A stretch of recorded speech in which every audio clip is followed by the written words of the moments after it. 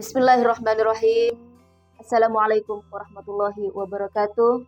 Alhamdulillahirabbil alamin. Wassalatu wassalamu ala asyrafil anbiya'i wal mursalin.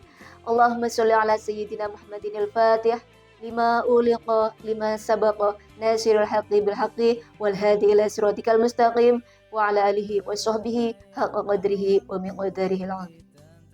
A'udzu billahi minasyaitonir rajim. Bismillahirrahmanirrahim.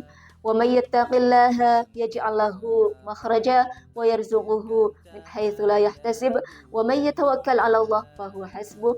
Al-ayah amma ba'd. Para muslimin muslimat rahimakumullah dimanapun kita berada saat ini, alhamdulillah yang pertama kali kita ucapkan adalah ucapan alhamdulillahirabbil alamin.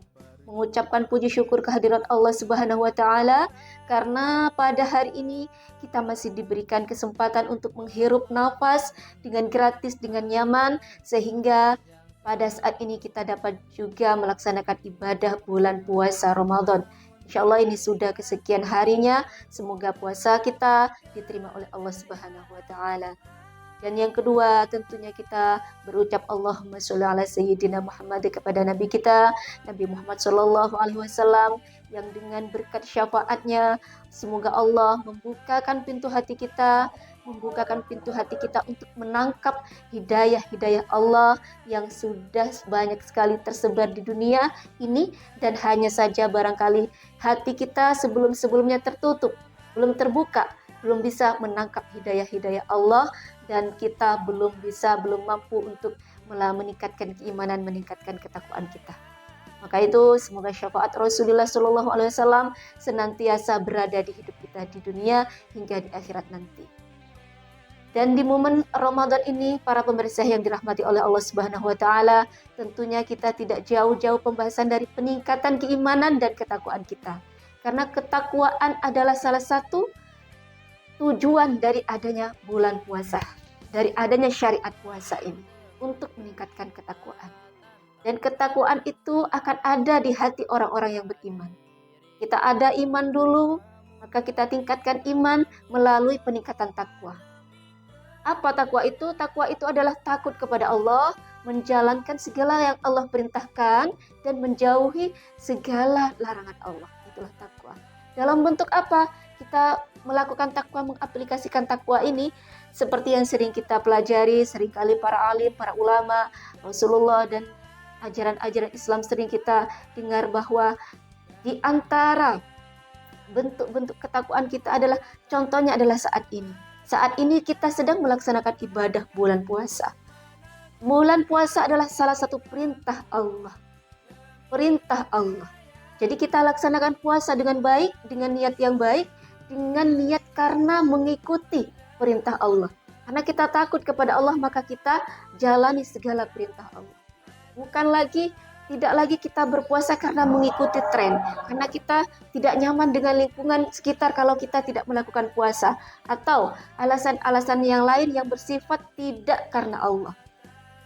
Jadi kita aplikasikan nilai ketakwaan ini melalui, salah satunya adalah melalui puasa. Yang kedua adalah melalui sholat 5 waktu, sholat sunnah, sholat apapun yang kita lakukan itu, sholat tarawih contohnya, sholat sunnah yang hanya ada di bulan puasa. Kita melaksanakan sholat tarawih ini bukan lagi karena kita takut dinilai orang, tidak enak dengan lingkungan kalau kita tidak melaksanakan sholat tarawih. Bukan lagi niat seperti ini, tetapi kita benar-benar niat karena Allah. Niat karena menjalani perintah Allah, melakukan sholat. Dan hal lainnya untuk mengaplikasikan nilai ketakwaan, untuk membuktikan bahwa kita adalah orang yang bertakwa, mengikuti perintah Allah, diantaranya adalah kita berbagi kepada sesama. Kita berbuat kebaikan, kita menjaga akhlakul karimah, kita jaga mulut kita jaga seluruh yang ada di tubuh kita dalam rangka berpuasa ini.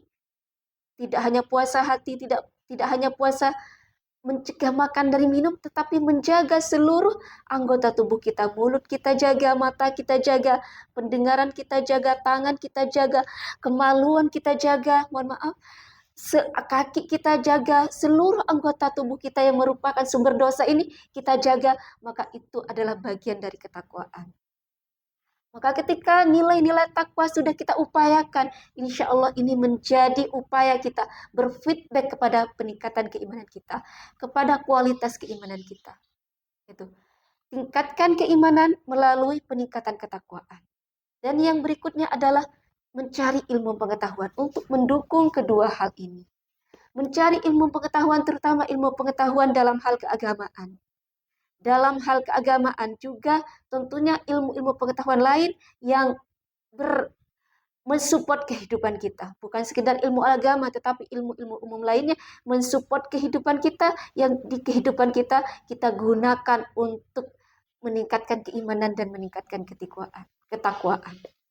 Kalau iman, takwa sudah ada, dua-duanya ini sudah ada di diri kita, maka insya Allah Allah akan membimbing hidup kita, Allah akan permudah untuk kita memperoleh ilmu pengetahuan. Allah akan dekatkan kita dengan orang-orang alim, dengan orang-orang pintar, dengan orang-orang yang berilmu. Allah akan mengarahkan kehidupan kita kepada mempermudah untuk mencari ilmu ini.